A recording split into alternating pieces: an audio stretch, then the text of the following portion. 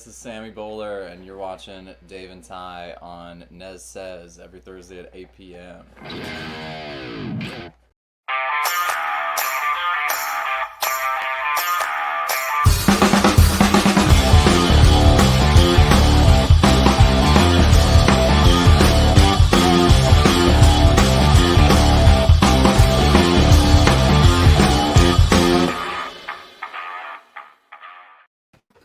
We got to start getting those station IDs to add Ben Coombs on there.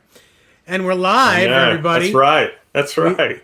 We are live. It is Wednesday, March 31st. Tomorrow is April Fool's Day, so don't be fooled by anybody.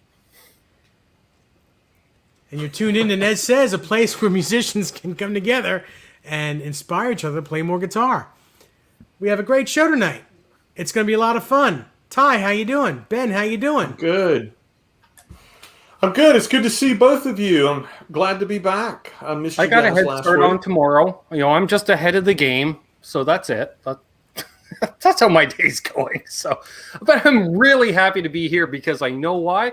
Because this is going to be the highlight of my day. I know that. Well, that's good. That's really good. I'm sorry that it's the highlight, but I'm glad it's the highlight. I know. I'm glad I'm here with the both of you. Dave, I love the fact that you opened up with our friend Sammy Bowler on the intro. You know, he's releasing a new single tomorrow. Oh, very cool. It's called Ritual Lights. Comes out tomorrow, and I will hop over to Sammy's page and get the link, and we'll put it in the video. I'm gonna into the chat. And you know what? I'll just go ahead and grab it right now and put it in there. Sammy, what an incredible talent. Yeah, he's and awesome. It's all right. So there it is. I just posted it in the chat right there. Yeah, tomorrow, Nice. Sammy Bowler, Ritual Lights. Can't wait to hear it. Which one of you guys want to say hello to everybody? If you could go for it, I'm just wrapping something up real quick. Okay, I'll take care of it. Thanks. Oh, Craig is here. Hey, Craig. Yeah. Go ahead, Ty. Oh, Mike Neese, good to see you. Music Therapy Labs, great to see you. Dan of New Jersey, good to see you. Thomas Santiago, always good to see you, my friend. And my chat has just now frozen since I cut and pasted. So I think you got everyone that has said hello so far. Craig is here from CHS Custom Guitars. Yeah. Says, hey now. Good to see Craig in here. Yeah. Good to see Craig. Really cool. The mad scientist of finishes on guitars, I'll Oh, say, man. because he comes up with concepts. You're like, how? Where? Oh, his sparkle colors. Fruitcake Are Tony is here. phenomenal. Hey, for Yeah. Tony. Oh, hey, Fruitcake Tony, we were just talking about you before the show, man. Liking the Halenville. Mm-hmm. And Very cool. thanks for the And lid. Speaking of Halenville, why don't we just get right to it and talk about the Gene Simmons demo with Eddie and Alex on it? Yes. Yeah, that's interesting. Very That's cool, right? interesting, right? I mean, I remember I'm old enough to have gotten those solo records when they came out, and Tunnel of Love, I remember it was one of the highlights on side one of that Gene Simmons solo record, and I remember it was the very first time that I had. I was very young, and it was the very first time that I had ever heard the name Skunk Baxter, who actually played or who actually is credited with the original guitar on that song on Gene's solo record. Mm-hmm. And then yesterday on YouTube, the Tunnel of Love demo was posted with Ed and Al playing on it, and it's wow, It's cool. it is fantastic. Really sounds great. It's like you hear the very earliest version of Eddie and his tone, still doing his things. The tremolo bar and all, and his little things that he does. I could hear more of the Clapton in his playing at that time still, too. Yeah, it was a lot less overdrive, a lot less gain. It was more in the vein of Kiss, really. but still, You definitely you know it's definitely hear Eddie. the magic in his rhythm playing You know it's Eddie on the right on away. that track. You know, the palm muting, some of the staccato playing in the solo itself. Definitely stylistic elements that are immediately identifiable to him, even at such a young age. Sure. Now, Alex, on the other hand, you know, he's one of my favorite drummers. He always was. But on this record, I mean, it's great. Believe me, it's great. But you don't necessarily know it's him playing. It's not his signature drum sound. At least to my ears, it's not. It sounds like Peter Criss, but with better meter, better time, you know? Yeah. I said off air, like I couldn't figure out what it was, and just from because it's a demo and the tones and stuff, I like the first thing I heard was late '60s, like British blues rock, because it had that kind of freedom to it. So it reminded me kind of Yardbirds in a sense. But I was like, but who's that singing? Because you guys didn't tell me when I came in on it, which was awesome. And then I was like, wow, that sounds like Gene. And and every once in a while there was a little hook that sounded kind of Kissy.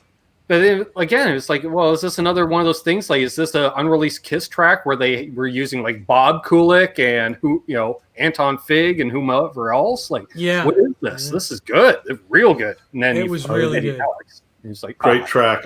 You know, it's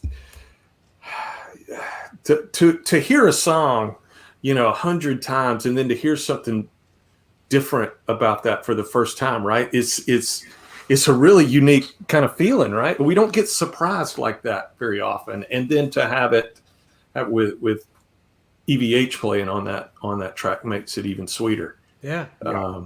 Yeah, great. So those of you nice moment. Those of you who don't know which song we're talking about, it's called "Tunnel of Love," and it's on the Gene Simmons solo. Well, it's a demo of a song on the Gene Simmons solo record. Right. Yeah. Right. I Pretty don't remember a exciting lot stuff. about that solo record. I remember him doing a cover of "Wish You Upon a Star," and I went, "This is just weird. This is just weird." Yeah. But very cool. Yeah, it's really guitar heavy, and man, it's so exciting to know that that's Ed and Al. Yeah, playing on that song. So cool. very And that cool. song, it was posted on a channel called Shock Me 1994, and it's on YouTube. Brand new. It doesn't have tons of views yet. So, but I would imagine it'll be making its way across the internet like wildfire over the weekend. Yes. And you probably heard it here first, live. Love it. I want to welcome Rob212, Brother Rob, in here, as well as I Rocks the Blues and Sean Zimmerman. Nice. Hey, guys. Yeah, good to see you guys. I Rock the Blues. I just love that name, man. That's just such a cool YouTube handle. Hey, Sean. Yeah. Very cool. Well, So Dave, I got to see episode 3 on this fine little channel of, I just call it, let's show off a guitar you weren't sure even existed, but we're going to show you an example. And here it is. And by knowledgeable people presenting it, and that 61 and the 63. I think you called it right, Dave. That 63 SG, especially being the 2 pickup custom. You're like Bonamassa would be all over that. Yeah, I think he would be. Those guitars were just ridiculous. Both of them felt amazing. I don't like the sideways vibrola on the 61, but when you saw how clean the guitar was, crazy good.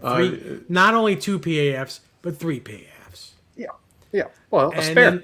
And then the 63, patent numbers, but who cares? They said that guitar sounded incredible. It was a fretless wonder, so it was a Ben Coombs special. But for me or Ty, we probably would refret that thing with no problem.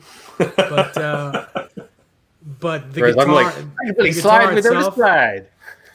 the guitar itself was incredible.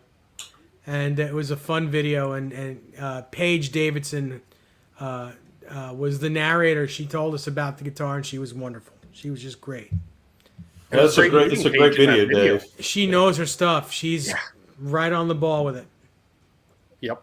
And wait till you guys see episode 4. Just wait till you see episode 4. Be out sometime Friday, I guess. Nice. Yeah. Nice. Dave, it must be such a treat to go over there every week and hang with David and Paige and look at all those cool pieces. It is because number one, all the eye candy. I mean, that's first and foremost. But everybody that works there, from David to Paige to Tom Dubas, which works for them. He's one of the best out there, which is one of the best guys. He's so knowledgeable. I've known him for 30 years as well. Number one, they give me carte blanche. I can sit in the chair right there and ask for any guitar they have, anything, even if it's not for sale, even if it's in Dave's safe, to look at it and play it, and they're more than happy to show it to me. It's amazing stuff. I feel honored and privileged to be friends with these people and for them to trust me like that. But you just gotta, if you're in the New York area, if you're within 100 miles of New York, Long Island, you really need to go there and just take in that showroom. Tell them you're a friend of mine. Tell them you're a friend of mine, and you'll be able to, if you play guitar, which most of you do, I think, they will be they're kind to everyone anyway.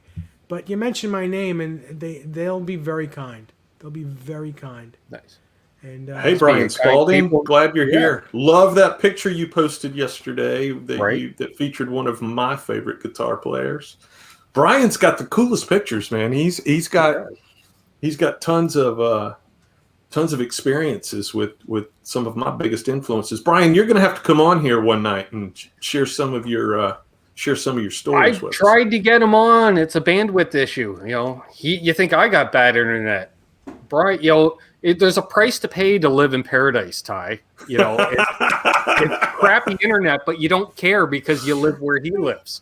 Where is he, in Hawaii? Yes. Yeah, what a guess. He lives in Hawaii and he plays Les Pauls. I mean, he's living the dream. How cool is that? Yeah. Man, I've never even been to Hawaii, let alone live there. That's just I just want to be there, just find a little place to stay and just make enough money to keep me in rum by playing at the local tiki bar, and life is grand, right? That's it. And say hello to Higgy and Magnum for me, will you? Yes. But Dave, I'm going to be in New York. I'm going to be up that way in July. I'd love to reach out to David, make an appointment and visit his showroom. Well, what are you doing up here in July? What's going on? And play some really cool guitars, because out of the three of us here, I'm the only one that doesn't own a vintage instrument. I own custom shop reissues. Yeah. But you guys have examples of the real thing, and I really don't have access to a lot of vintage instruments. So I've been fortunate to play a lot of Grail instruments and to hold and play the Grail, but I don't have access very often. In a place like Well-Strung Guitars, that looks like paradise to me. Sure. Oh yeah, I'll take you there. Take you there, and we'll sit you down in the old gray chairs that they have there, which are like 60s automobile front seats. They're really cool, really cool chairs. And I mean, just the whole vibe of the place. You go in there and you smell the room, and you can get high just from the vintage smell of that room. It's just insane. But so what are you doing up here in July? Yeah, I'm gonna visit some friends. So it'll be a good time. Okay. But we've had this discussion before, and maybe some of you guys, I Rock the Blues, and Brian Spalding, Thomas, Dan in the chat, maybe you guys can weigh in on this too. Dave, you just used the word vibe, right? Yeah, And yeah. when you get an old instrument in your hand, there's an immediate vibe to it. It does affect you differently as a player, and it may be in our heads, right? But it still affects us nonetheless. No, Sure. there's a mojo to it. Yeah, what is that though, Ben? I mean, what is that?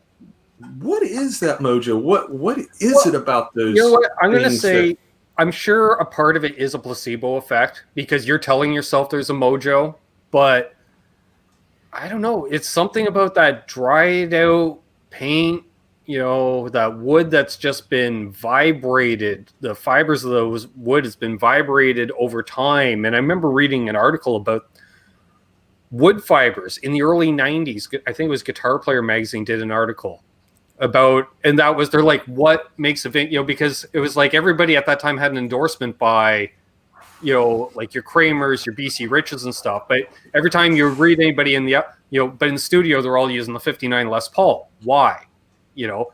And they were like, well, what is it? And it was something about the strings vibrating over time actually does something on like a microscopic level to the wood fibers, they figured. And it just, wood sounds better after it's been vibrated more. Well, that and the magnetic tendencies of the magnets in the pickups, they get worn down. Yep. So they get a little more microphonic, and the guitar starts to sound different. The sound of the strings bloom a little more as it gets older. But for me personally, when I play a vintage guitar, it does all that, but it also brings me back in my head to thinking about my heroes that played these guitars when they were new. Right. Yeah, When they were just used guitars. They weren't vintage. They were just used, or Old. yeah, but not vintage. Yeah. And it just Yeah, makes me think, in like, Jimmy Page playing his 58 Les Paul, he played it. He's had that thing since what, 72 or so? 73 maybe? Oh, earlier than 72, that. I think. No, because he had it in time for. He definitely had it for the Zeppelin 4 album, which was Yeah, when was that? 71. Okay. Because he got it from Joe Walsh when Joe was opening for him with James Gang, and because Joe had two, and he gave him the one he didn't like as much. Right. He's Hang like, on, "Here, I'm gonna I be- got two. hang- You have. Hang you on, can't I'm going to be flip them right over back there." now that we're having this discussion. I'll be right back. Okay. And yeah, that's and then because Page was complaining when they were playing together how, with playing with the telly, it sounds good, but it wasn't quite full enough. And Joe's like, no, you need to have humbuckers when you're the only guitar in a band. Uh-huh. He just felt that way. So Jimmy tried it. Now, who knows? Maybe Jimmy borrowed one of Joe's Les Pauls, after Joe got off stage one night while they were touring together and went, holy crap, yeah, that makes sense. Well, or he just gave him one. during Remember the that tour. Jimmy had that Les Paul, the black custom first. He had a black custom first. I thought So you got that second. That was the second Les Paul. I'm pretty sure. Okay, well, maybe first you know was the better than first I one. do. I thought he got it first, but Yeah. Then he you probably shaved the know better neck than down quite a bit. Yeah. But tell you the truth, like I've been saying, all those guitars, they never had big necks on them to begin with. If you've played custom shop Les Paul, those guitars have necks that are at least twice as big as the original. At least. Brian made a point. He said the only way he chooses the guitar is because of the vibe, and I think the vibe is so important. That it helps us define this. And Dave, it kind of helps us define what we're going to play through it, right? Because it makes us feel a certain way. It's such an emotional extension of who we are. The instrument is, right? That it definitely has an effect on what you play and how you play it. And then you were talking about, Jimmy and when he got it. Have you guys seen this book, the Jimmy Page Anthology? Yes. I have not. Okay, Yeah. this is an incredible book that a good friend of mine gave me this for a Christmas gift, Yeah. and I I got lost. Listen, this book is just full of all of Jimmy's gear and when he got it, Right. what he used it on. I mean, how cool is that photo right there? Yeah, Look at that's that. insane. Isn't That's it right that's there. almost, outside of the double neck, that's almost everything you need to know about Zeppelin in one photograph, right? Yeah. Yeah. I used to have a photo of his, and I'm sure it's in the book, Ty. There's a photo of his guitars, backstage, side stage. And he, and they're just sitting on regular stands like this because they didn't have racks or boats or anything at the time. Yeah, They're just sure. all out on stands. And I remember he had a Martin D28, he had the double neck, he had the Dane Electro, he had the B Bender Telly, probably for Tangerine. He had the 2 Les Pauls. Well, it's funny because you mentioned Joe Walsh. He tells the story about how he acquired the guitar from Walsh. Right. And at the time, he said, "Hey," Joe brought a Les Paul Standard along to the Fillmore gig. He said, and Joe said, "You got to try. You got to try this guitar." And Jimmy says, "Well, I don't need it, Joe. I've already got a Les Paul Custom." Oh, There you go. There we are. And then Jimmy tried it, and the rest was history, right? So look, all of you guys and ladies that are watching this channel, you're all gearheads. This is a gearhead's dream, right here. This book, I can't recommend this. I can't recommend this enough. It's such a fun read. It's called Jimmy Page, The Anthology. See, now you got me just curious. Now I'm just thinking here, maybe he got the custom first, obviously there, but maybe he didn't bond with it because customs can be a little darker sounding, and he liked the brighter sound of the Telly, obviously, but in that standard may have been more of a brighter standard. And he went, "Whoa, okay, yeah, this works." Mike Neese says he's ordering the book now. Nice. Oh, that's cool, Mike. We That's got so Bozique cool, man. and Paul Fuchs, Crazy Kook 678, and Charlie S as well. Wow. Oh, hey, cool, Paul. man. Yeah, Hey, you Charles. guys are gonna totally dig this thing. Hey, Bozique. It's interesting because I wonder, that old adage that says, well, usually the album that you come into a band with is usually your favorite album. I wonder if it's this, as a Les Paul player, a guy who's played a lot of different Les Pauls and has owned a lot of different Les Pauls and still owns Les Pauls. I came into the Les Paul with a custom, and I can't help but wonder sometimes if that in and of itself may be one of the reasons that I love Les Paul standards, and some of my gold tops are some of the best Les Paul standards I have. Some guys that I really respect their ears say that I have one particular gold top that they're like, dude, that is the Les Paul. I mean, that is it. They all prefer that guitar, the way that guitar sounds. But to my ear, there's something about that custom that just feels right to me. It sounds right to me. And they're not particularly special. Like I said, it's not a real 68 or anything like that. It's, it's a reissue guitar. And then I have a 2008, just a standard custom guitar. That's a fantastic Les Paul custom.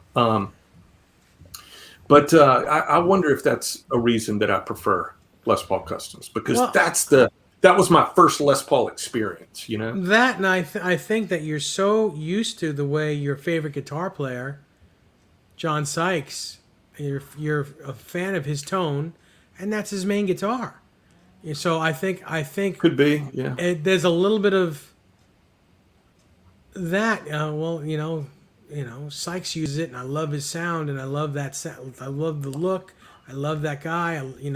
He's your guy. So I think there's a little bit of, the Les Paul customs with the way I want to go.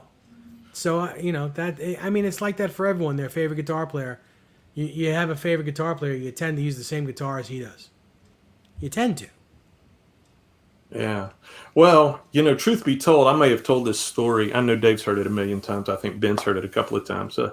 and I may have said it on here, but the guitar that I wanted back then, I couldn't afford, and I wanted the fancy super strat pointy headstock guitar and couldn't have it.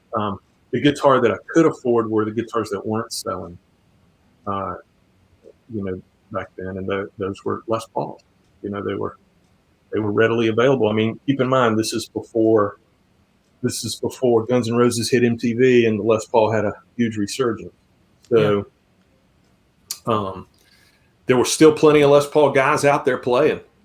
Mick Jones wrote a lot of hit songs on a black Les Paul custom. That's right. I mean, there was a lot of Les Paul players. Tom Kiefer was, he was waving the banner there, right before Slash, because I was thinking about that. Like, it was like Joe Perry into the 80s, but then Joe was playing anything and everything, like a lot of guys were. Like, Jimmy Page wasn't even playing his Les Paul in the 80s. But so is Brad Whitford, too. And you know what? Everyone thinks Joe Perry is like the god of the guitar for Aerosmith. It's really Brad Whitford he's playing most of the solos. His solos are more tasty. And especially live. He may be the older dude and not the rock star looking guy, but he's really the guitar player behind Aerosmith. I love them both. I love Brad Whitford playing. I remember that I went. I was in Fruitcake Tony might have been there for all I know. I went to see Slash on his first Conspirators tour in Charlotte, and Brad Whitford joined him on stage at the end of the set, and they played "Walking the Dog," and just monstrous. Look, I mean, you got Slash on there that is just such a brilliant blues-based rock and roll guitar player, and then you put Brad Whitford on the other side of the stage. I mean, it was lethal. Sure. Just how amazing. Now, did he play a Paul or a Strat? Dave, that's a good question, but I'm fairly certain he played a Les Paul. Mm-hmm. It's a good question. Mm-hmm. I'm fairly certain he played a Les Paul. Very cool. All right. What do you prefer, Dave? Are you a standard guy or a custom guy? Well, I'm a standard guy, of course, because I have one. But my friend Joe, who I will not give his last name out, but he's a good buddy of mine. And it's Perry. We were just talking about him. We know Dave. And a mentor of mine. He's lending me one of his Les Paul customs on Tuesday. Oh, nice. Oh, cool. So I'll be able to play that for a little while, and we'll see. I have owned Les Paul customs before. I haven't owned the right one, but I've owned some customs before. I had a Custom Shop 57 reissue, but what I didn't like about it on that particular guitar is the high E string was falling off the fretboard because the nut was cut wrong, and I didn't feel I should put a new nut on a brand new guitar. Right. And I had a 68 reissue Custom Shop it played fantastic, sounded fantastic, but it was about 15 pounds. So that didn't last long. Mine's not that heavy. Mine was. And other than that weight, it was really a great guitar. I couldn't stand with it for very long. It was way too heavy. Since my burst is just over 8 pounds, to have a guitar that was 15 pounds just was ludicrous to me. Yeah. Tony says he went to GNR in Charlotte in 2019. Was I there? I was indeed. I think that was September of 19, and may have been the last huge arena show that I saw prior to COVID. I think it was September of 19. Yeah, man, that was the 2019 show was a phenomenal show. Listen, ever since they reunited in 15 or 16 or whatever, I mean that band's just on a different level. Just different level. At first, I was kind of poo-poo on them, being that my favorite guy in the band was always Izzy, and Izzy wasn't there. But all you have to do is find any interview more than 4 minutes long with Richard Fortus, and you'll fall in love with him. He's a great guy, great player, great guitar player. When, if needed, because I don't know if it's when needed, but if needed in a GNR song, if you need to sound like Izzy, Richard can do that hands down, no problem. And he covers a lot of ground in that band these days, especially when they play some of the newer stuff, because Slash is like, I'm not doing that Buckethead solo. You do it. So, Yeah. Ty, real quick, now that we're on the subject of Richard Fortus. Tony says, were you in Winston? Wait, real quick. Tony says, were you in Winston-Salem in 2017? I sure was, and I loved everything about that show except the heat. Tony, I missed live opening up because we had such a difficult time getting in and parking that I didn't get to see, and I really wanted to see them. But we walked in as they were coming off the stage, but I was there as well. So I'm sorry, Dave. That's okay. So I was saying with Richard Fortus, you and I had this conversation. So we know that he plays Gretsch guitars and some Fender guitars and all the guitars that Izzy would have played if he was in the band. Now, if he wasn't in the band, do you think Axl or Slash would have told him what guitars to play? If he wasn't already in the band? if he wasn't playing those guitars, if he was say he was playing a Paul Reed Smith, or say he was playing something other than a classic style guitar that Izzy would have played. You know what? I'm gonna say they kind of treat him like Ronnie Wood in the Stones. In the sense, like, I think I've seen, and ironically enough, I think I've seen Richard play as Zemeckis on occasion too. But he likes Scala guitars too. I think he's got some of those. Yeah, like he will play with some different stuff, but I think he plays the right guitar for the right part, and he seems like the type of guy that will, like, I need to have a White Falcon for that song, because that's the backbone of that song, Yeah, he's more of a Malcolm Young. Yeah. Well, with Dave, I think your question kind of goes back to a point that you were making earlier and something Brian said all about vibe, right? Yeah. I don't know that you can, and this is where everybody's going to, maybe throw some rocks, but it's just an opinion. So just one guy's opinion. So right, wrong, or indifferent. I don't know that you can capture the vibe of GNR without doing it the way they're doing it, or without doing it the way they did it. In '87, I think the vibe of GNR is all about not only how you play, but what you play. Kind of back to the point all of you were making, that the vibe of that instrument evokes an emotion that gets delivered in a certain way. And listen, that music, they may have recorded the greatest debut record in the history of the world.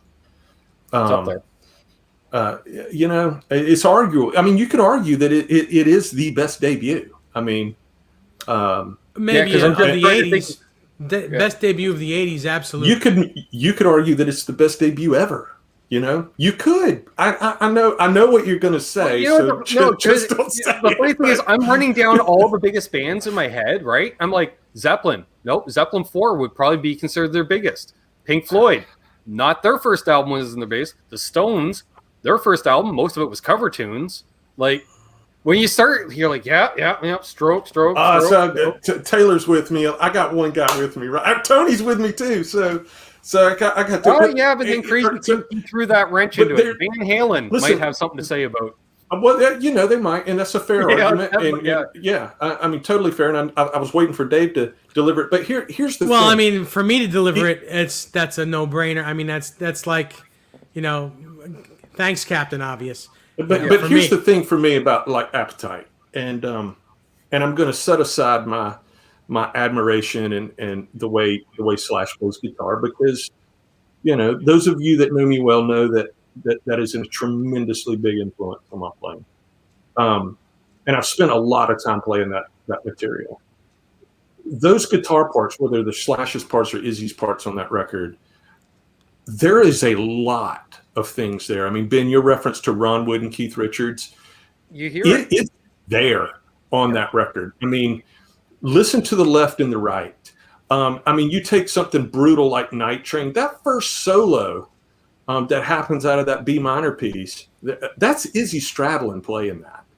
And then Slash picks it up on that D major pentatonic kind of unison bend thing in the second part of that solo, right? Mm-hmm. So, and then if you shift gears to something like Brownstone, that song opening up with that riff, and then that song descending, from that high D all the way back down. That's Izzy Stradlin playing those parts, and that's Slash supporting that, chordally under that. I mean, there is so much that is going on that record. It is a guitar player's dream. You can learn so much about how to play with another guitar player by learning G&R parts. Well, and also on the live aspect, I remember seeing a lot, because again, being an Izzy head from day one, because I just loved his stoicness. Like I remember the Sweet Child of Mine video. I was just watching him, the background shots. I'm watching him in the background all the time playing his telly. And that was saying, like, live, he'd play all, because he's like, Slash is going to ride his Les Paul 90% of the night, guaranteed. So I'm going to be playing Gretches and Tellys and whatever I want to play, and he's having fun doing it. He's playing his ES 175s and all that stuff, which was great.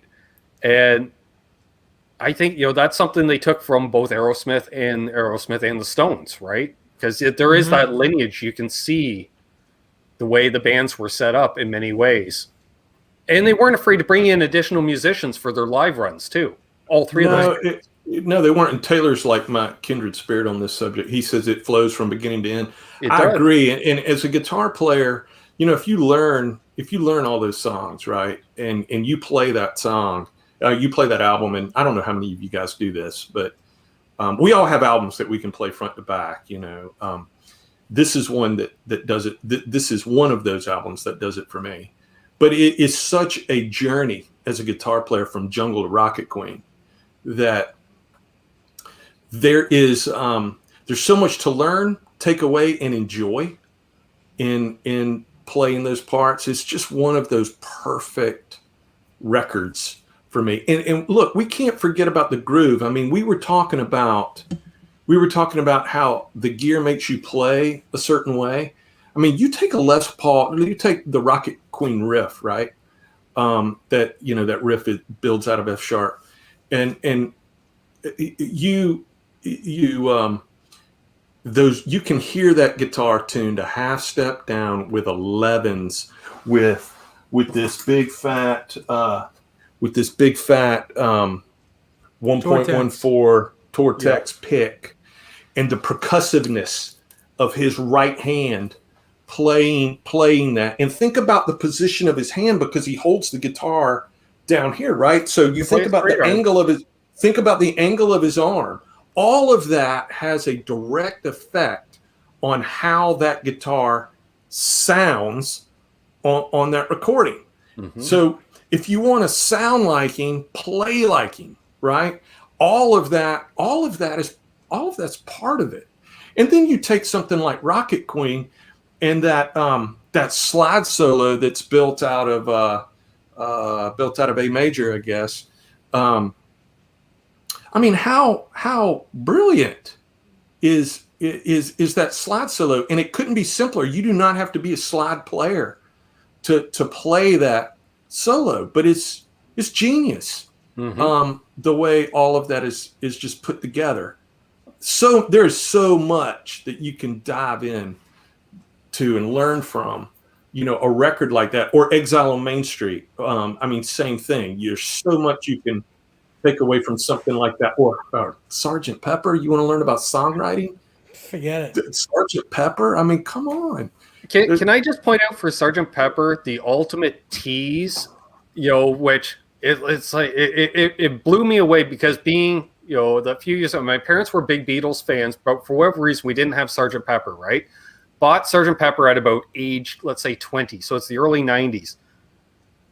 the last ending on the last track when they do basically a remix of the Sgt. Pepper song. That's a hip hop dance song. Like, and I'm listening to it, I'm sitting there in my apartment in 1993 going, this sounds like the exact same stuff I'm hearing on the radio right now on the top 40. That beat, which like Public Enemy was using that beat, all the pop bands were using that beat. I was like, damn Beatles. And it's a throwaway at the end of the last song on the album. Right. At the end of it, as it fades out, all of a sudden Ringo just switches up the beat. And that's the modern, what we've been using for 25 plus years in pop music. That beat. And everyone says Ringo sucks. Yeah. Ringo Starr is just, he's brilliant. Yep. I love it. Still. And Lukather's playing in Ringo's All-Star Band now. I'm sure Brian knew that. And Lukather just played on Ringo just played on Lukather's latest record. Yep. That's right. Yeah. Hey, Ben, I'm just curious, what Beatles record did you come in on? Oh, that's a good question. Let me think. It was weird because the two Hard Day's Night album, and then there was the White Album. And I was like, this is the same band? Like, what? But, I'm like, I don't get it, Like, but I like the stuff because the Beatles appeals to all, like, I Am the Walrus to a 6-year-old. It sounds like you're listening to Puff the Magic Dragon, which again, like stuff that kids embrace, and you're like, that ain't meant for kids, kids. Yeah. And you got the hippie parents just getting a kick out of it, because they're like, the kids don't know. They think he's singing about a walrus, they don't know. Tony said he saw GNR twice on the AFD opening for Motley Crue. I saw that tour as well, Tony, and I just remember thinking, and look, they're opening for Motley Crue, and granted, the Crue were huge then. I think that was the girls' tour. If I remember right. I just remember thinking, I just remember, I had the album then, and I thought that the band would be huge. Nobody could ever imagine what they would eventually turn into, be as big as they were. But I just remember watching them open that show, Tony, and thinking, wow, somebody's got to follow that. It was just one of the most rock and roll things I had. I guess I was 16 at the time. It was one of the most rock and roll things I had ever seen. It was pretty phenomenal. And then, Tony, I saw them a few years later on the Illusions tour at the old Charlotte Coliseum, the one that's not there anymore. And they had Skid Row opening, and the band had just evolved. So, I mean, they were spotless at that point. I mean, they were perfect. The way they played, they were so great. Which is crazy with the amount of turmoil going on behind the scenes. Well, and the amount of, all the amount of other things that they were indulging in at the time too. It's amazing that they could play that well. It was a fun time. That always makes a question mark in my head about all the access, and they were just still flawless. And bands like that are flawless with all the excess and all the craziness. I almost wonder, Dave, it's because it's the one time a day you feel normal or at home is playing those songs, even if you're not even interacting with your bandmates. If you're in your own little world playing your part of that song, that's their one happy spot in. Because it's just weeks. The touring schedule, it isn't as hectic as it used to be. But these guys, they're living out of suitcases and buses for months on end. And I don't care how good a sleeper you are, sleep on a tour bus. It's jostling, it's moving. You feel stuff. You don't get a proper night's sleep. Even in a hotel room, you don't get it's not your bed, right? So you're not going to get that exact sleep. So they take the one thing to go to sleep, then you take the other thing to recover from going to sleep, and it becomes a vicious cycle. Because they're not happy. Because all you have to do is tell the drummer, hey, wash your socks. If they'd said that 3 months earlier, you wouldn't have that problem. It's very funny. It's very funny. Yeah. Yeah. So there's some talk in that. Brian says that he wears his guitar higher, like his hero Al Di Meola. Mhm. And wow, what a player! What a player Al Di Meola is. I mean, I know Yeah. Brian's a very accomplished guitar player himself, but yeah, Al and the Les Paul. I came into Di Meola late. I came in to Di Meola on the Kiss My Axe record, Mhm. and then had to go back and discover Electric Gypsy. But I remember just being, and at this point, I had discovered guys that were already into Al Di Meola. Zach being the biggest. And I always admired. Dave and I were having this conversation maybe last week, and my good friend Jay, and I were having this conversation. I wish I could pick like Zach and Al Di Meola, and how efficient they are. They pick every note. I mean, it's brilliant. They're able to do that. Unfortunately, my hands won't quite sync up, like that. So Well, Jeff Watson from Night Ranger also, if he wasn't tapping something, he picked it all. Everything was picked. There was no pull-offs, no hammer-on pull-offs. It was all picked. It's crazy stuff. And same with Steve Morse. Steve Morse picks everything. yeah, he's a tremendous. There's no talent. slurring. There's no slurring. There's no hammer-ons and pull-offs. It's all picked. And the way he picks is really weird. He holds the pick between his thumb and his middle finger, and he holds it really at the very edge. I don't know if I could do this. I try to without dropping the pick. He holds it at the very edge. See, I can't do it right now. But at the very edge of the pick, and it's all wrist motion. So it's amazing the way he picks. Taylor says, Ty, what makes Sykes your favorite player? Everything. I mean, I love his tone. And look, when I heard the '87, record, I was familiar with Sykes. I mean, the Slide It In record had a big impact on me. And love that record. But '87 was a game changer. I mean, none of us had ever heard guitar tones, put together quite like that on a record before. When I say none of us, I mean my circle of friends. And so we were very impressionable about how that was going on. And when we discovered that we could kind of get in the ballpark by pushing a Marshall with an SD1 and a chorus and a Boss chorus pedal, sure. It was like we had discovered fire or something. I mean, right. It was sure. it was so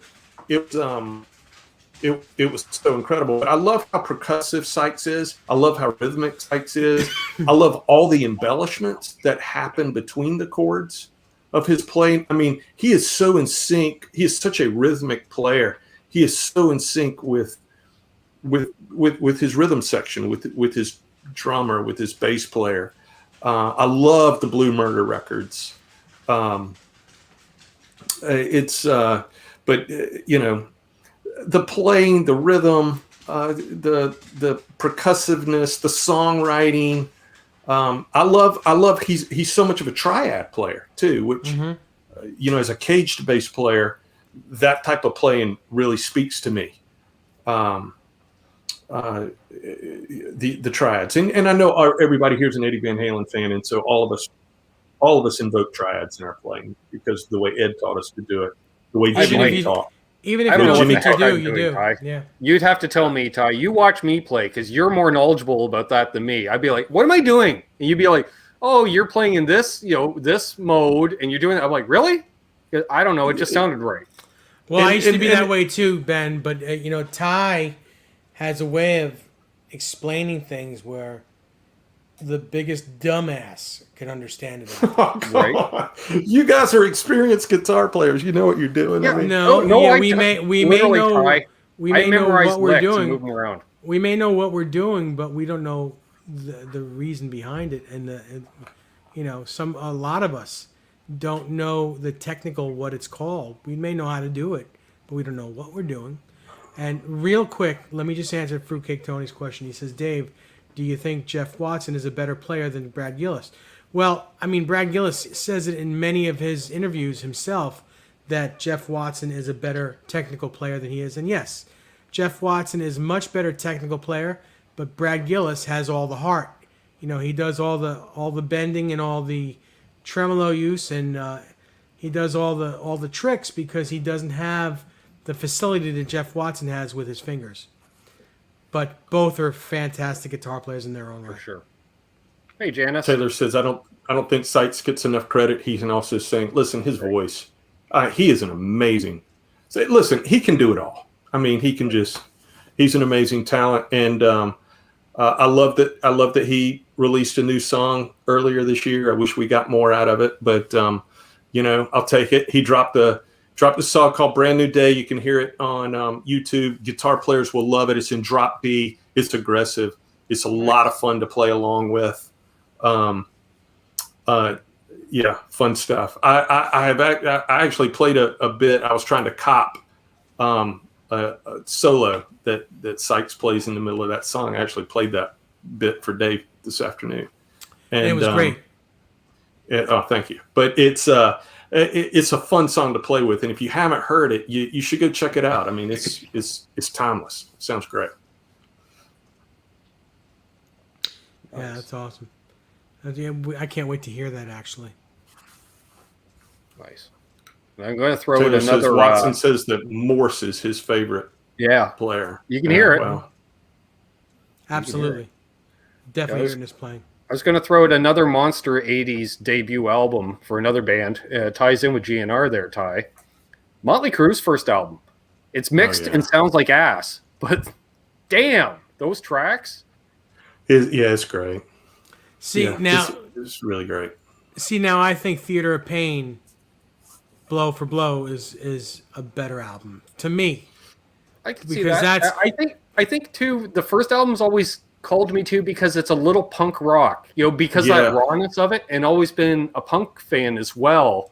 It was just like, man, this is so DIY, like the first Van Halen album. See, now for me, I thought Theater of Pain back then. I thought that was their first album because that was my in. Well, I think it was for all of us, wasn't it? Theater of Pain was huge. As much as the next two were big, Theater of Pain was huge. And Shout was my entryway. Just the fact, back then I was a huge Kramer guitar fan. Sure. And seeing the masks on Mick Mars's guitar, I thought that was probably the second coolest guitar ever made. Other than the stripes on Eddie's guitar, I thought the masks were. That was the shit, that to me. So and I thought, it's funny because over the years we've seen so many of these live streams hashing out great guitar players, and Mick Mars I don't think he gets enough credit for his work. But here's a guy that obviously Kramer thought a lot of him because he had the Theater of Pain guitar. They did the custom Girls guitar. Well, they had a bunch of them. Tour. Not only the black one, but they made a white one as well. Mm-hmm. White one with pink girls on it, and on the back of the guitar, Gungas. It's you didn't know unless you saw the guitar back then. You didn't know it was on the back of the guitar, but there was something big on the back of the guitar. Oh yeah, and on the black one too. But he had a lot of guitars. I mean, a lot of Kramer gave him a lot of guitars. I think the first one they gave him was just the black Beretta. 85, I think, and it was gorgeous. It was just gorgeous. It was, what's cooler than a jet black Kramer Beretta, one pickup and Floyd Rose, Rosewood fretboard. That was a nice improvement over his Warlock, I thought. I think you make a good point, Ben. Mick Mars probably doesn't get enough credit. I'm sure he probably doesn't care because he put guitar tracks on a bunch of hit songs. But you're right. He probably doesn't get enough credit. I mean, look, Livewire tuned a whole step down in standard D. Lots of down picking. Yeah. That's a fun guitar. Yeah, I mean, that's something every rock guitar player should at least experiment with for 45 minutes on a Saturday And afternoon. that was the album. That's a fun song to play. Oh yeah, Also, a black Les Paul custom. a Black Yes. Awesome. Exactly. And look, to your point, Ben, it's so raw the way that's recorded, but man, that's a great sounding. But I'll tell you, I don't Guitar. know. I love Tommy Lee's drum sound on that album, and that song made me a Tommy Lee fan. That song, that breakdown when they let it flange, the way Tommy's doing this great open and close Alex Van Halen type breakdown, which the two of them were the best at. But then all of a sudden, Tommy will throw in a little triple run on that cowbell out of nowhere, and you're like, that's got to be an overdub, And then you look it up on YouTube. No, Tommy, he's got one of the fastest hands to reach across that kit and just ding ding. Oh, forget all those records. Those records are so much fun. My favorite Crew record is probably the Feel Good record. I love Bob Rock production. Yeah. Oh yeah, of course. Anything that guy touches is amazing. And that's a brutal sounding record. I Tony thought says that it he's was a hoping little that too this slick for me at that time. I too polished. I know it's blasphemous as a Canadian. I'm not the biggest fan of Bob Rock's touch. I found he overpolished. But I get it. That was the time of the overpolished, super produced. It's just the guy. He did nothing but gold, or actually platinum. Let's be honest. For years. I mean, I can't he's fault all the guy platinum. for his career. I know I'm being the devil's advocate and then some, but I was like, yeah, it's just because you lose some of the rawness. It's as much as we love Appetite for Destruction, Use Your Illusion, I thought was an overproduced abomination by comparison. Oof. I know. I mean, I'm a big Mutt Lang. I'm a bit Mutt Lang fan. So me too, man. I love Mutt Lang. Yeah, I mean, he can overproduce, beyond overproduce. He can create stuff the band didn't even know they could do. Oh man, Pyromania, but, Tony says that he's hoping the big stadium tour will actually happen in Charlotte. Hey, Tony, I am too, and I'm hopeful that I'll get to meet you there, and first round is on me. Yeah. So I'm hoping that happens.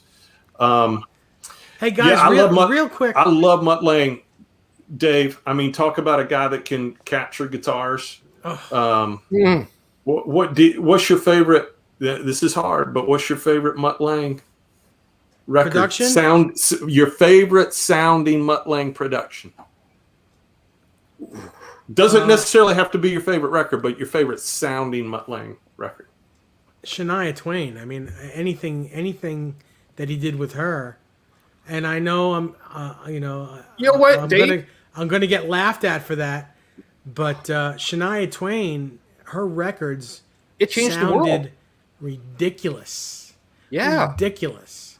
And then of course, the AC/DC stuff, Back in Black, of course.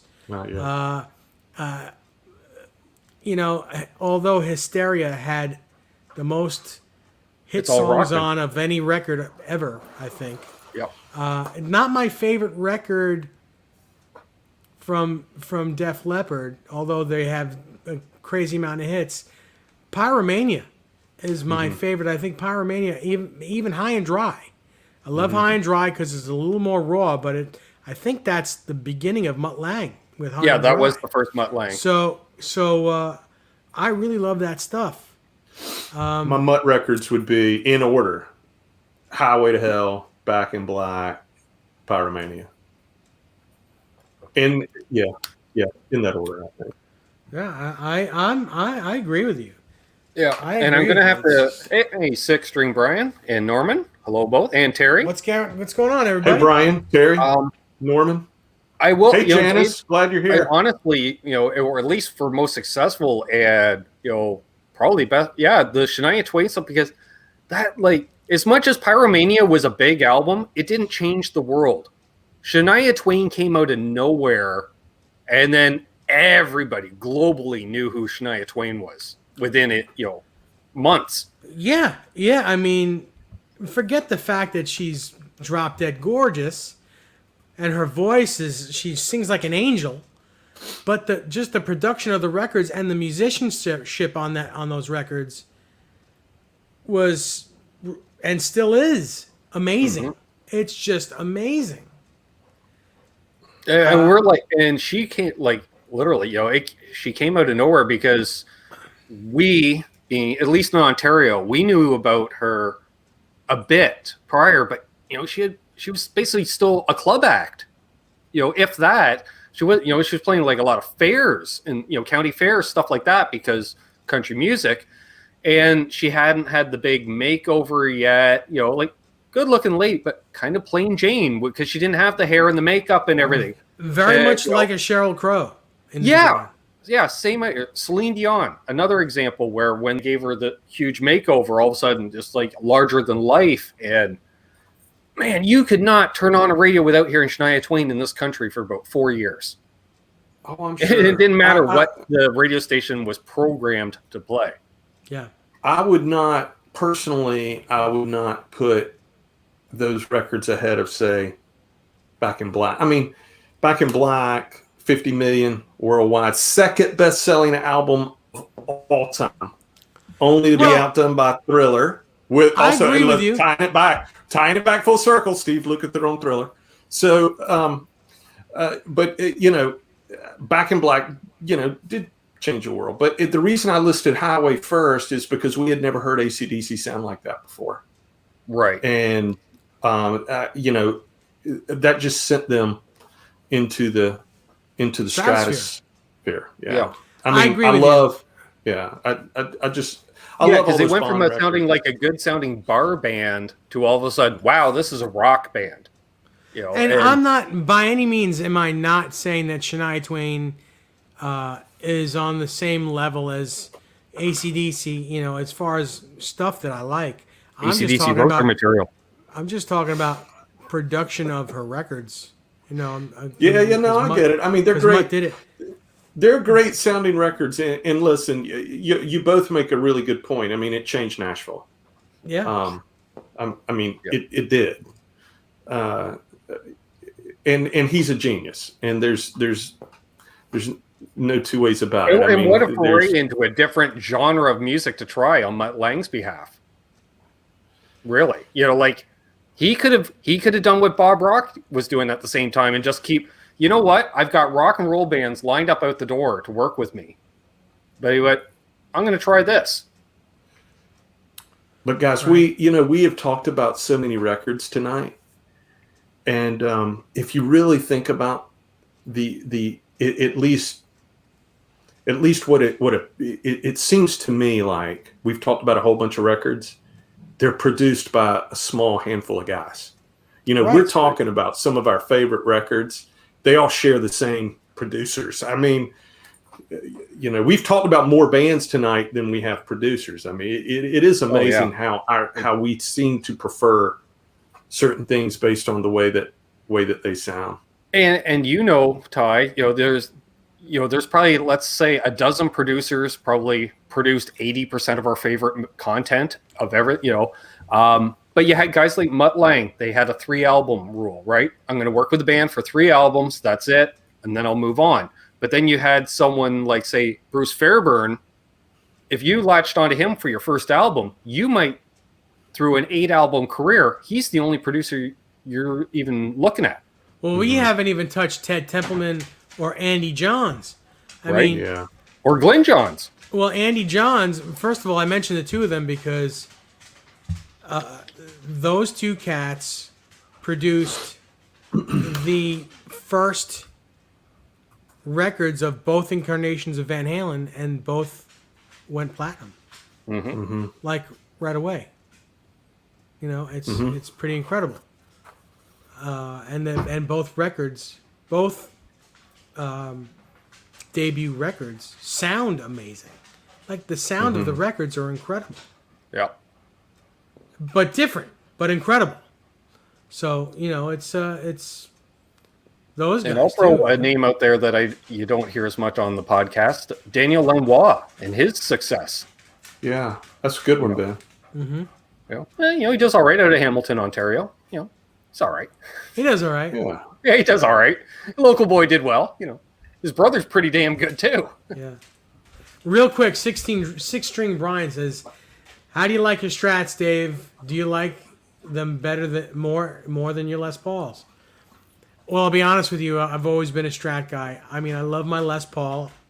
I have probably one of the best Les Pauls on the planet. But I'm not really a Les Paul player. If I play my Les Paul, I choose to play my 335, which is more comfortable on my body. And I think also may sound better than my Les Paul, which shouldn't happen, but I think it does. I think it does. But I've always been a Strat player, whether it be 3 single coils or 2 single coils and a humbucker or a single hum. This body style is just my favorite body style. It's very comfortable. So that's that. Cool. And I do love Les. Les Pauls. I do love them. They're not my favorite. Tony Go ahead, says, Ty, have I'm you ever sorry. been to Amos South End? Many times. Love that place, Tony. Nice. Yep. Very cool. So what else do we got? Oh, you know what I wanted to say?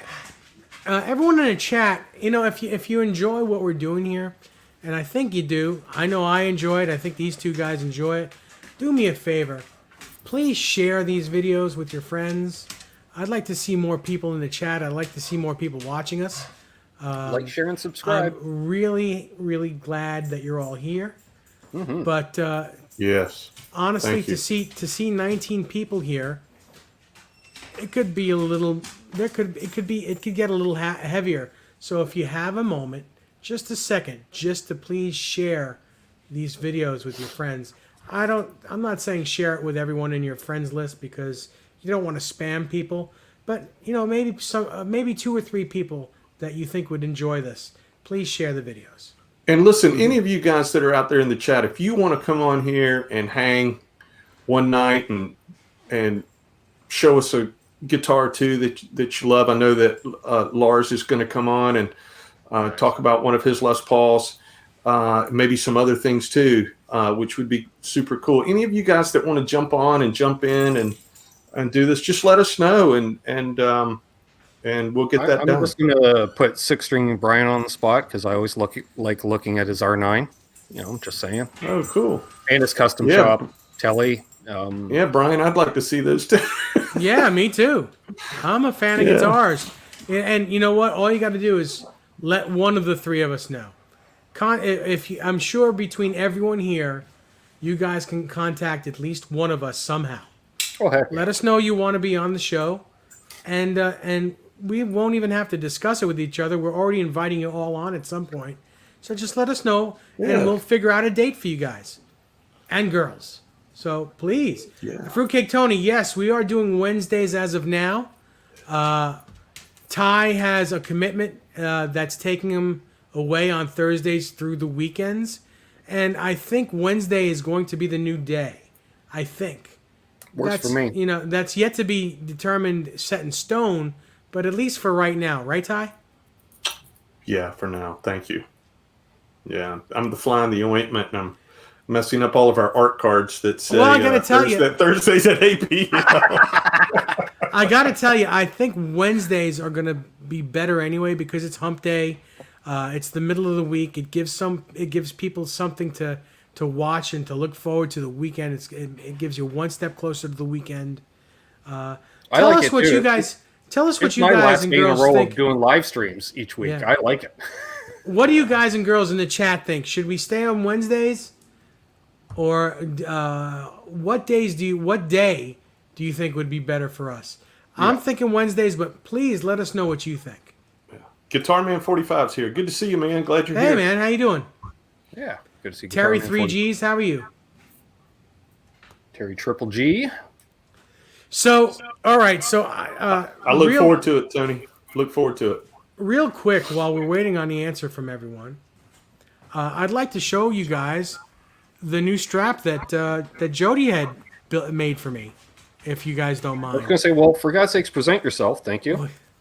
It's a real black snakeskin on leather back. It's 3 inches wide. The white in here is also snakeskin. It's really comfortable. It's a great strap. It's not heavy. It's very lightweight. It's also got lace on the sides. I don't know if you could really see that, but there's lace on the sides. It's really, So cool. really a great strap. Very That's cool, comfortable. Dave.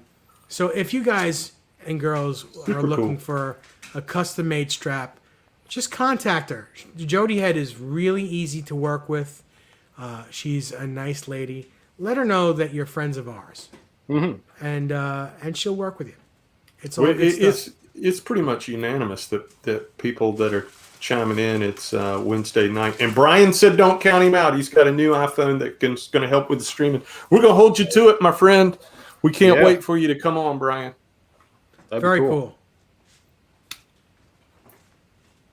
Thanks. Get some- Norman Perkel says whichever day works best for us. Well, thank you, but we wanna make it easy for everybody, and I mean Exactly. us especially, but for everyone. So, because without these two guys with me, this doesn't work.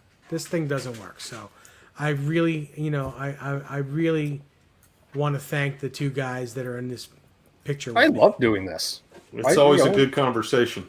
Yeah. Exactly. I was shouting out the show on my Monday show, and who's the guest? Don't care, because if we have a guest or not, I'm going to have a good time talking gear with you guys. So Yeah. And the guest is the bonus, and that's an enjoyable part of getting onto a live stream with good guys, is when it's irrelevant who the fourth man in is. Yeah, yeah. And we as right this minute we don't have any guests for the month of April, so I think we're going to be just doing content like this, talking guitars Sure. and gear, and talking With you guys, talking with you guys. everyone in the chat. We may actually maybe we'll have one person from the chat come in each week of the month of April. Sure. What do you think, guys? Yeah, I'm down whatever. for Anybody that's willing, hop on. Yeah. So anyone that wants to come on with us, just contact one of us and we'll get you on. We'll get a date for the month of April. Does anybody? I'm just curious. I mean, I know Tony and I are both in the Southeast. What's everybody's markets looking like? I mean, are they opening up? Are people starting to go out and play more as vaccines are rolling out and all of that good stuff? I mean, what's happening in different parts of the country? It's way Dave, ahead what's there happening than around it is you? here. I can say that. Are you guys completely shut down still, Ben? No, it's more just super slow vax rollout. Like, we're at the point where they're just making those 75 years of old eligible this week. Wow. Okay. Yeah, we're way behind on that. And I'm not going to say why, but we are. Those who know, you Canadians, you know. Terry's probably and Brian are laughing their butts off right now. Right. Yeah. Brian's. They're like, oh no, spot not now. another rant by Ben today. No, like we already did. I did Bob Rock and UPS. We're good. Okay. I don't need to burn any more bridges in one day. You know, I will So tell you, did- there was a legend that I learned about kind of going back to what Taylor was talking about, Sykes, and we were talking about Bob Rock. I learned from Mark and Dave Friedman's show Tone Talk when they interviewed Bob Rock. I learned that he had an instrumental role in helping mic the room for Sykes's sacred 87 tone, and he broke it down on that show about how he was able to finally mic the room and capture that tone, which was wow.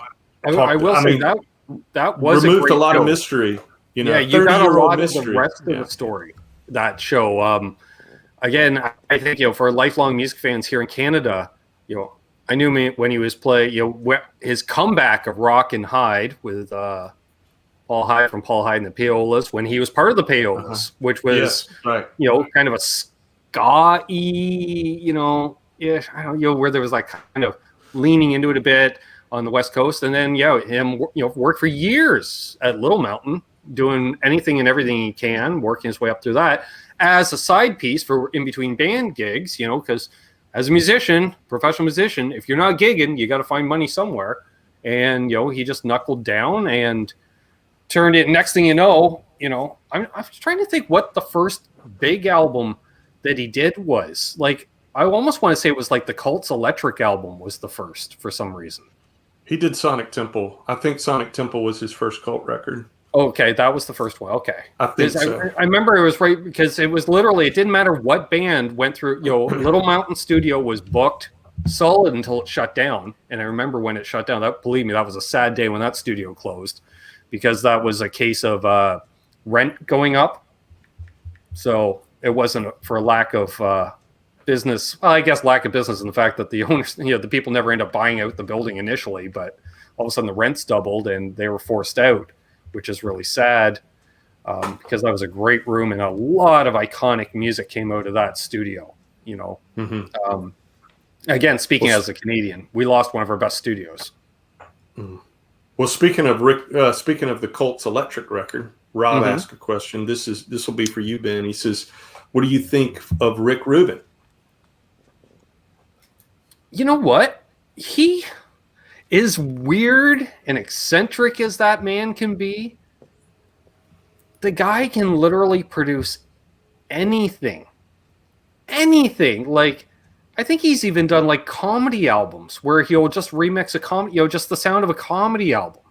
Like, he's done Def Jam too. I mean, yeah, he's done everything. He's done every style of music, really, and he's incredible.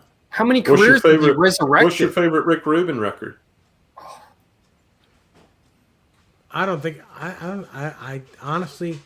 You know what? Maybe I don't know enough of him, but I just know. I believe he did Blood Sugar Sex Magic. He did. Yeah. And I remember that was as much as Mother's Milk was big, but it sounded like the tank was a little empty. But from the band's standpoint, after that, because that was a very meteoric album, and then Blood Sugar Sex Magic, man, that hit. That took the Chili Peppers to a whole new level. Mm-hmm. Yeah, my favorite Rubin record would probably definitely be the Cult Electric, with the exception of the song "Born to Be Wild." We could have terrible. Could have done so bad. Could have done without that. Yeah. Well, that record is just incredible. That record is incredible. The man. Cult in general, that band is such a sleeper. It's such a sleeper band. That guy's got such great guitar tone live. Everything and the songs all have hooks. They all have hooks that are so ridiculous.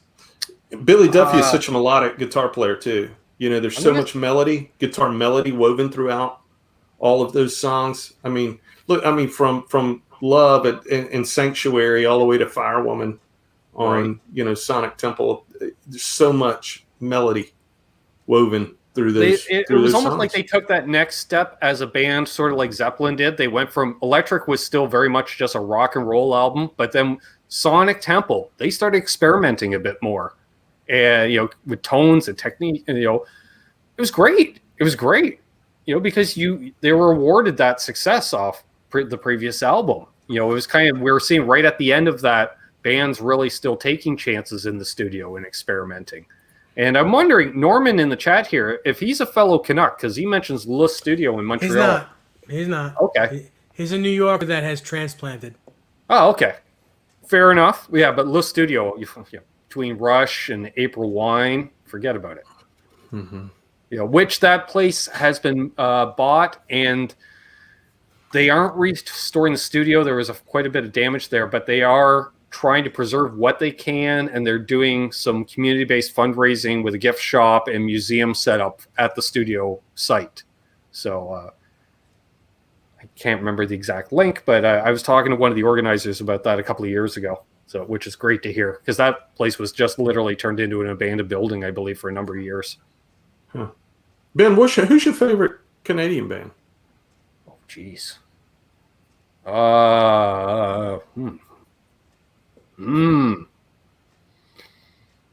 Might be April Wine.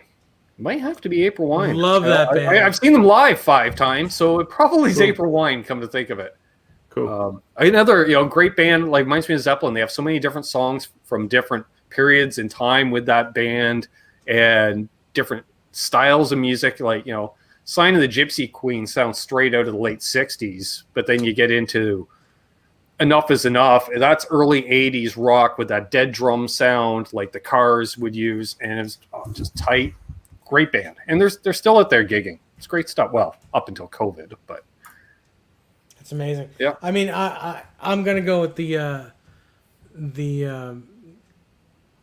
obvious two for me: Rush and Triumph. Those are my two favorite. Yeah. Cool. sure. Both very cool. Yeah, sure. Honorable mention, because we are '80s rock fans here. We got to shout out the Killer Dwarfs, from just up the road. That's cool. That's cool. And somebody else. Oh, it's not terrible. I had it. Mine Well, would how be about Big Red. Saga? How about Saga? Forget about it. Great band. Saga, also one of my favorite. On the Loose.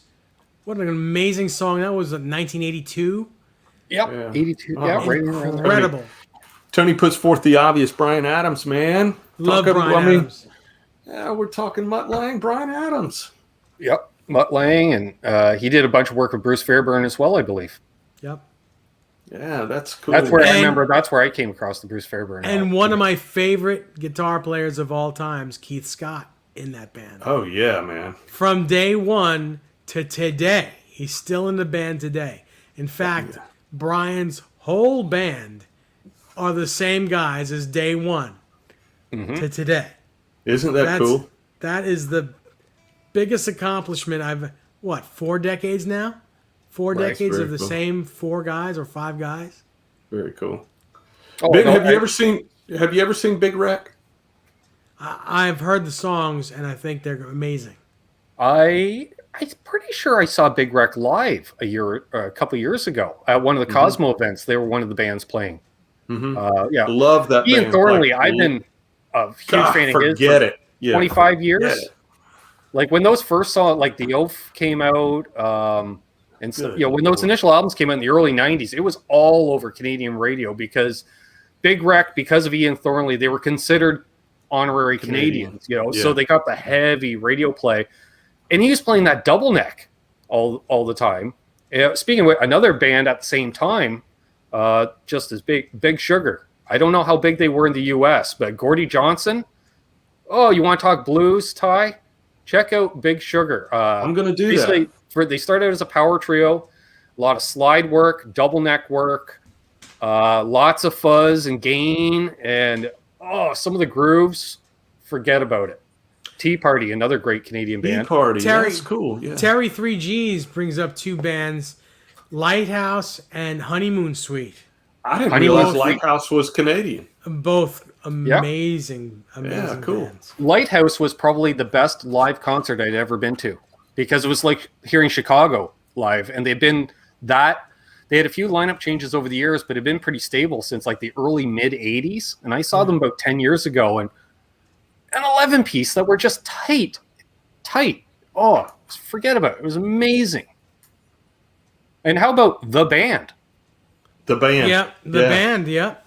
Probably the oldest Canadian band that we know of. They're up there, because before they're backing up Bob Dylan, they were backing up Ronnie Hawkins gigging around Toronto as Ronnie Hawkins and the Hawks.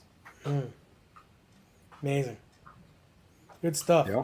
Wow, this became from guitars and gear to 80s rock and roll. Well, Derry Welcome to Dean, 80s rock, Derry guys. Dean from Honeymoon Suite was a Kramer endorsee. Yes, he was.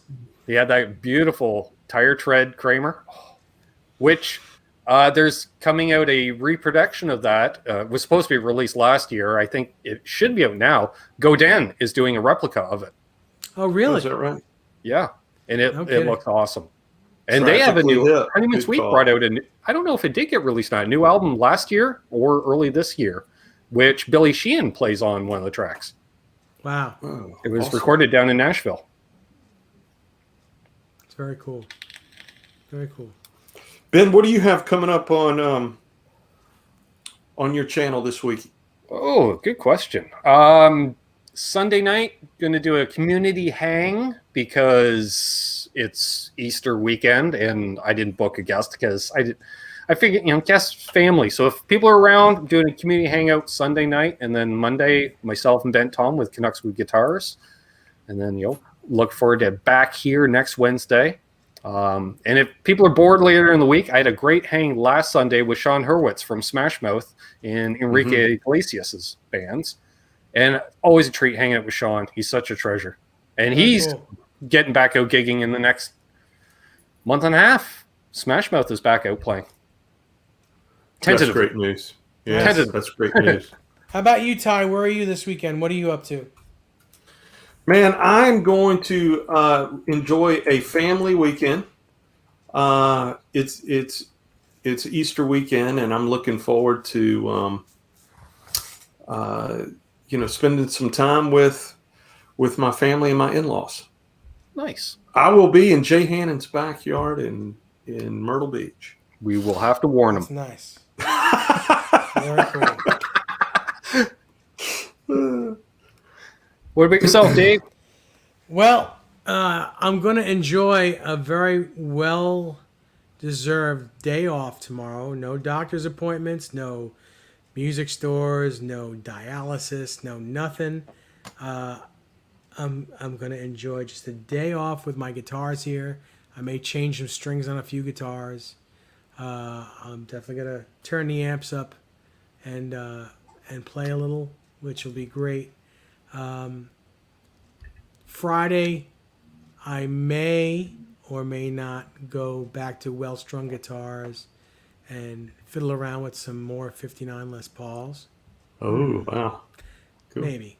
Oh, there's worse things to do on a Friday. We'll see. I'll definitely, if I do go back, I will take some great pictures and some videos of some guitars that probably most people have never seen in their lives, and I'll put them up for people to see. And the weekend is the weekend. Going to spend a nice, hopefully quiet weekend with Desiree and the animals, and relax and do more wedding research. Cool. Always fun. That's fun. Yeah. Rob asks, what are our thoughts on Gary Holt? Probably one of the most influential guitar players of that genre. Absolutely. Working Exodus and then in Slayer. Getting up to playing two of the big five in that genre. A real innovator. Real innovator. And a lot of people believe Blood on Blood is the thrash record. Yep. That's true. And I want to say, I always thought it was really cool when he took over that gig in Slayer, taking over for Jeff Hanneman. Mm-hmm. He just played Jeff's rig. When it came time for the tour, the band or their people got in touch with Gary and said, what are you going to bring for gear? And he said, is it possible we can use Jeff's stuff? And they said, sure. We got it in storage because it came off the last tour, and and it was okay with those involved with Jeff's stuff. And they thought it was a great idea, and that went to the first tour, then the next tour, then the next tour, right through to the end of Slayer. Mm-hmm. Which is and I'm sorry about that, Rob. I blended the name of two albums together. I blended Blood In, Blood Out with Bonded by Blood. A lot of people believe Bonded by Blood, that very first one that came out. What was that? 84, 85, 86, somewhere in that neighborhood. Right in there. It was early days. Some people believe that's the big record that it's a great record the for most sure. famous thrash metal band in the world. Ty only brought out one thrash metal album, and that was their first album. Mm-hmm. That was it. But no more rants from me. I'll be good.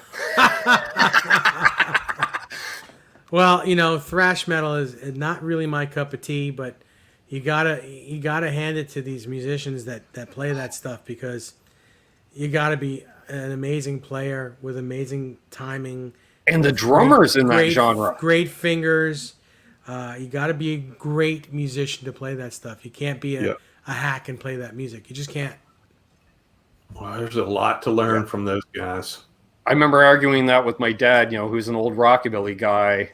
And I said, Dad, you got some of these metal bands, the drummers, they're just phenomenal. And he's like, no.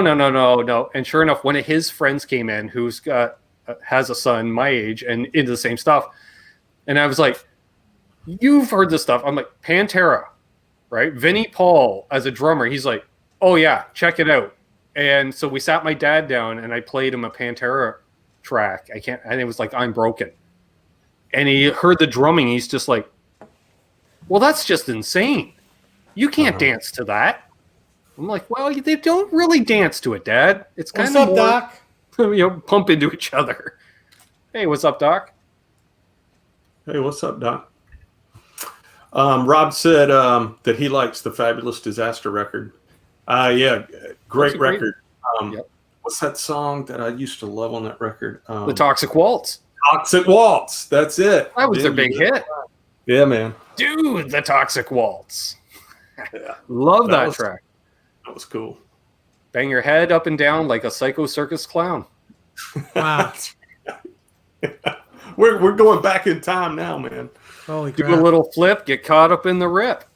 I haven't listened to that in a long, long time. Was that the third record or the fourth record, Rob? Was that? Yeah, Rob would know better than me. I know that was the one Exodus album I owned because when I heard that and they did a cover of Lowrider on that, a thrash cover of Lowrider, forget about it. It was awesome. I remember that I got it in like '89 because I remember. I just remember that time period. Yeah. I'm going to bring you guys way the other way. Since we're talking about 80s rock and roll, I'm going to go Fabulous Thunderbirds Tough Enough. Oh, forget about it. Great track. Great So good. record. Great Yeah. record. The whole record is ridiculous. Oh, yeah. Jimmy Vaughn, some of his best playing.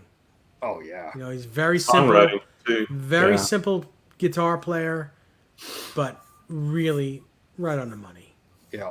Nothing like his brother, but just as Tasty. just as explosive. Yeah. Yeah. The difference between a side man and a front man, right? Yeah, yeah. And the answer, Six String Brian, Dad's doing pretty good. Thank you very much for asking, my friend. He's doing pretty good. So, and he's a huge Jimmy Vaughn fan because, like you say, Fabulous Thunderbirds when they came out.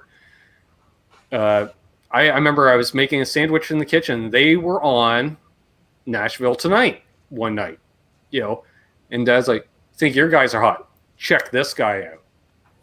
He's like, "There's And nobody." absolutely, absolutely. Yeah.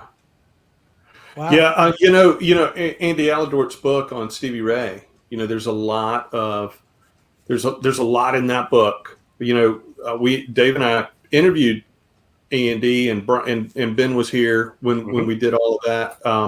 Specifically about that book, Jimmy played a big role in helping Andy get that book done on Stevie Ray. And there's a lot of insight into the influence that Jimmy had on Stevie's playing. Yeah. For sure. I mean, I know we talked about the Page anthology a little bit ago, but that's a book too that all you gearheads out there will enjoy because there's a section in the back of the book that is a complete gear history of Stevie through the years that Andy researched.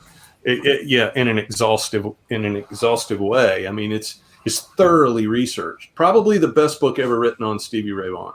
Absolutely. This is this is a must read. Must read. Brian Spoldy asked, "What kind of sandwich did I make?" I don't know. It was around 1987, Brian. Probably PB&J.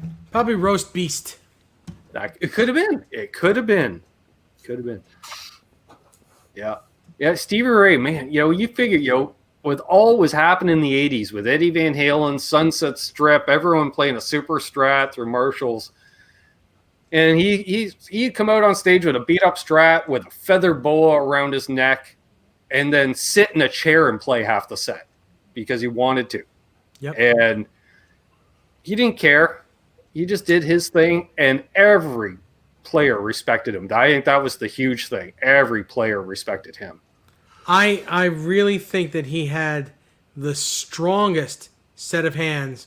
Thomas Santiago, thank you so much for the super Thomas, chat. thank you so much. you, Thomas. That's so kind of you. Thank you. He says, great show, guys. And thank you. Thanks for showing up.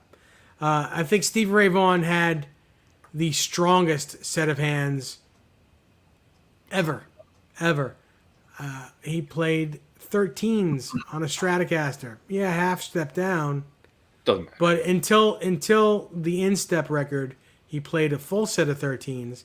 But on the instep record, the high E, which was a 13, he made it an 11, so he could bend. Right. But everything else was from a set of 13s. So, and played flawlessly. He, as drunk or stoned as he ever was, he was flawless.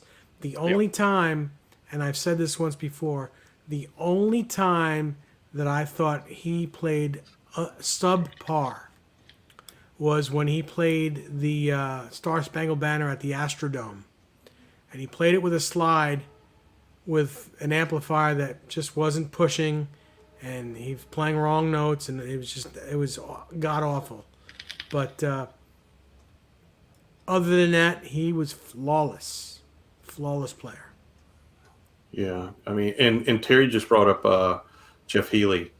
Another one. I went through a thing about a month ago where I was listening to an awful lot of Jeff Healey. I've always been super Monster fascinated with all of his phrasing, especially the way he played guitar under his voice. So it was the way he sang on top of all of that he was playing that is, one of the most impressive. I mean, the guy, Jeff Healey, is a monster guitar player. Yeah. And it was nice that he got a lot of the respect. Again, because some Canadians, they just don't break big south of the border. Mm-hmm. But he was that underground name. Like, he was never huge on the marquee playing the arenas in the U.S., but every damn guitar player knew about him, for one thing. And he had that enough of a recognition. And I think it was, I don't know if he toured maybe with Clapton a couple of times or something, like where he got some recognition. And next thing you know, there he is in Roadhouse. And we're like, holy crap. That movie helped him a lot. Yeah. Real quick before we go on, I want to thank Thomas Santiago for the super chat. And I want to say something about, I want to thank everyone that's given us super chats or that's used my PayPal to send some money our way. I just want to let you know that although it's not mandatory for you guys and girls to give us money, it's really helpful when you do, because all the money you guys give us, it doesn't go in our pockets. It pays for StreamYard, and it pays for us to keep bringing these shows to you. So I just want to say thank you very much. And if you have a dime, whatever you have, it's always appreciated, but it's not mandatory, and you don't feel obligated. But thank you very much. As my friend China Mike on China Guitar Skeptic would say, always appreciated, never courted. Yes. Yeah, thank you so much. Yeah, appreciate that, Thomas. Yeah, certainly. Terry's 3G says, Nez says, I think SRV's performance was his first one out of rehab, which would explain why he played badly. Well, I didn't know that, but yeah, that makes sense. Yeah. Yeah. And isn't it great that he was able to do that? The two brothers were able to do that one album at least. Oh, yeah. Instep. I'm sorry. The Vaughn brothers. Yeah. Yes. Yeah. Great. Awesome. Great record. It was called. I'm so happy. What was it called? Family Style. Family Style. That's right. Yeah. Yeah. Really Great good. record. Yeah. And Stevie didn't play his number one Strat on that record. He used a maple neck. I think it was a black Strat mostly, with a maple fretboard on that guitar, through a Fender Bassman, a 410 Bassman. Right. I think that was his rig for that, mostly for that record. Yeah. Hey, Deja Voodoo. Hey, Deja Hey, Voodoo. man, how you doing? Great name. I love his handle. I just caught you guys better late than never. Loving the new guitar of the week, Nez. People will be watching those for decades to come. Well, thank you very much. Yeah, I'm having a great time doing them. It's a pleasure to do. I mean, it serves me twofold. I get to play some really awesome guitars that most people have never seen before, and I get to bring them to everyone for people to at least see that these things are real. It's just a lot of fun. Nice. Yeah. Right on. So it's 9:43. Do you guys have anything else you want to talk about? This was fun, man. This was Yeah. fun. We covered a lot of it always amazes me how much territory, like say the slippery slope. We got into debut albums and we talked vintage guitars versus new guitars. We talked record producers. We went through a whole bunch of Canadian music, which I'm not going to Shocker, complain. I talked about Slash and Sykes. That's total shock to everybody.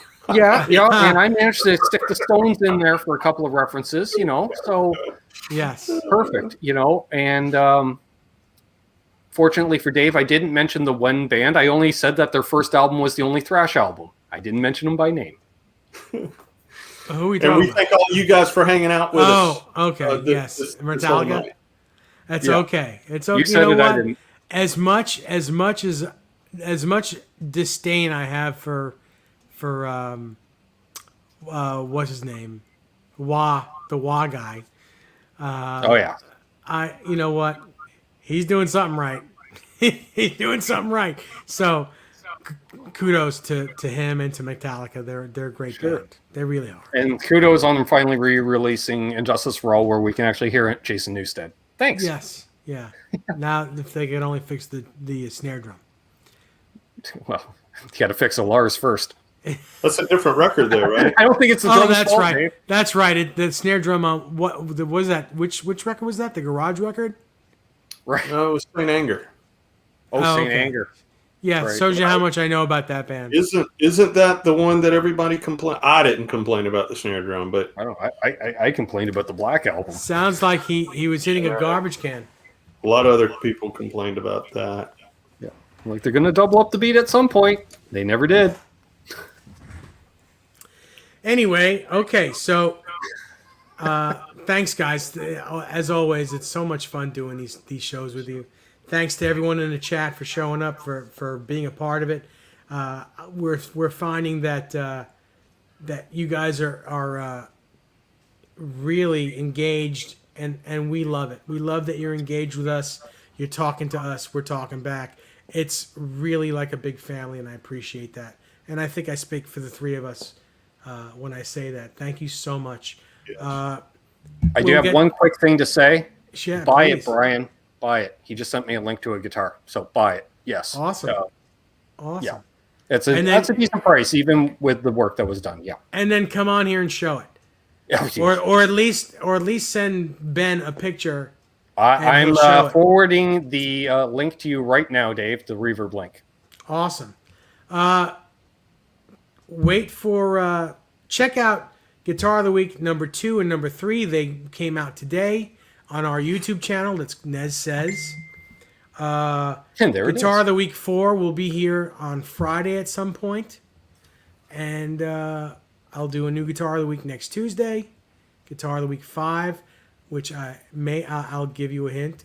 It is a weird shaped guitar, which is It's a very Vox. cool. And we'll take it from there. And we'll see you next Wednesday. Ty and Ben, thank you so much. Ben, you have any final words for us? Any kindness? Hold those doors open. Let that guy in ahead of you in traffic. And of course, do good things for others because good things will happen to you.